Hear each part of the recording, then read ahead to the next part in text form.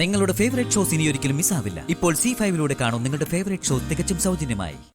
ഇല്ല, ഇനി ഞാനൊന്നും ചോദിക്കില്ല, ഒന്നും പറയില്ല.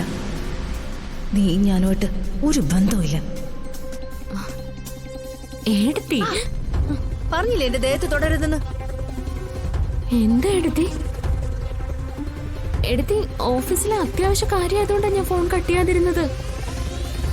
പ്ലീസ് എടുത്തി പെണങ്ങല്ലേ. വാ, നമുക്ക് പോയി ഫുഡ് കഴിക്കാം, എന്നിട്ട് എല്ലാവരോടും ഒന്ന് സംസാരിച്ചിരിക്കാം. വാ. ആവശ്യമില്ലാതെ എന്നോട് സംസാരിക്കാൻ വരരുത്. എടുത്തി, എനിക്കൊന്നും മനസ്സിലാവുന്നില്ല. ഇങ്ങനെ പറയാൻ മാത്രം ഞാൻ എന്ത് തെറ്റാ ചെയ്ത്? തെറ്റ് ചെയ്തത് ഞാനാടി. നിന്നെ എന്റെ സ്വന്തം അനിയത്തിയെ കരുതി സ്നേഹിച്ചു. അതൊരു വലിയ തെറ്റാണെന്ന് എനിക്ക് മനസ്സിലാവുന്നു. ഏട്ടത്തി, എന്താ ഏട്ടത്തി ഇത്? എന്നിട്ട് ഇങ്ങനെ വിഷമിപ്പിക്കല്ലേ പ്ലീസ്. എടുത്തി, എന്താന്ന് വെച്ചൊന്ന് പറയേ. എടുത്തി തമാശ കാണിക്കുന്നല്ലേ? നീ മുറിന്ന് പുറത്തു പോയേ. നീ കൂടുതലൊന്നും സംസാരിക്കണ്ട, മുറിന്ന് പുറത്തു പോയാ മതി. എടുത്തി, പുറത്തു പോവാനല്ലേ പറഞ്ഞത്?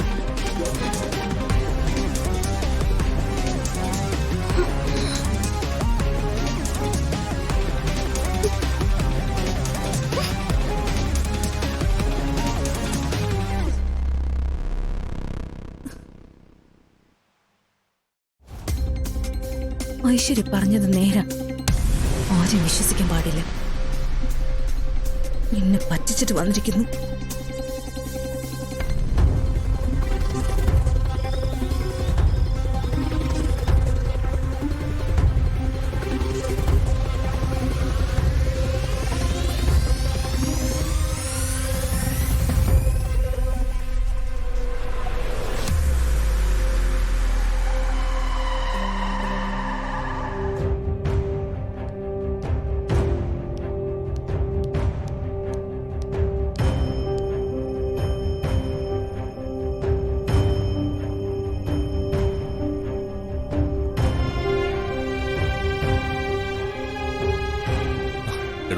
എന്തോടെ ആകെ ഒരു മൂടൗട്ട്?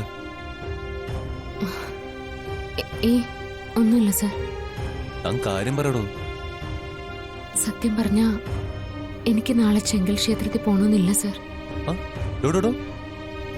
അമ്പലത്തിൽ പോവാൻ വേണ്ടി ബാക്കി എല്ലാം ഉപേക്ഷിക്കുന്ന താനാണോ ഈ പറയുന്നത്?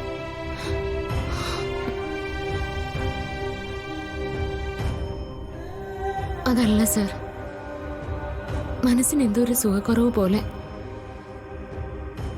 അമൃതേടത്തിക്ക് എന്നെ കുറിച്ച് എന്തോ ഒരു ദേഷ്യം മനസ്സിലുണ്ട്. ഏയ്, അതൊക്കെ തനിക്ക് തോന്നുന്നതാ. അമൃതേടത്തി എപ്പോഴും തനിക്ക് വേണ്ടി നിന്നിട്ടുള്ള ആളാ. എന്തിനും തന്നെ സപ്പോർട്ട് ചെയ്തിട്ടേ ഉള്ളൂ. അതെ, അതുകൊണ്ടാ ഇപ്പോഴത്തെ അകൽച്ച എനിക്ക് പെട്ടെന്ന് മനസ്സിലാവുന്നത്. ഞാൻ അറിഞ്ഞുകൊണ്ട് അമൃതേടത്തെ വേദനിപ്പിച്ചിട്ടില്ല, വിഷമുണ്ടാക്കുന്ന ഒന്നും ചെയ്തിട്ടില്ല. ആ, ഒരു കാര്യം ചെയ്യാം. തന്റെ മനസ്സിൽ അങ്ങനെ ഒരു തോന്നൽ കിടപ്പുണ്ടെങ്കിൽ നമുക്ക് തുറന്നു ചോദിക്കാം. വന്നേ. സാർ, അത് വേണ്ട. എന്ത് ചോദിക്കാനാ പോകുന്നേ? ഞാൻ ചോദിക്കും. ശ്യാമയോട് എന്തിനാ ദേഷ്യം കാണിക്കുന്നേ? ശ്യാമ അമൃതയുടെ എങ്ങാനും വിഷമിപ്പിച്ചോന്ന്. ഡൗൺലോഡ് ചെയ്യൂ C5 ആപ്പ്. കാണൂ എല്ലാ എപ്പിസോഡുകളും സൗജന്യമായി.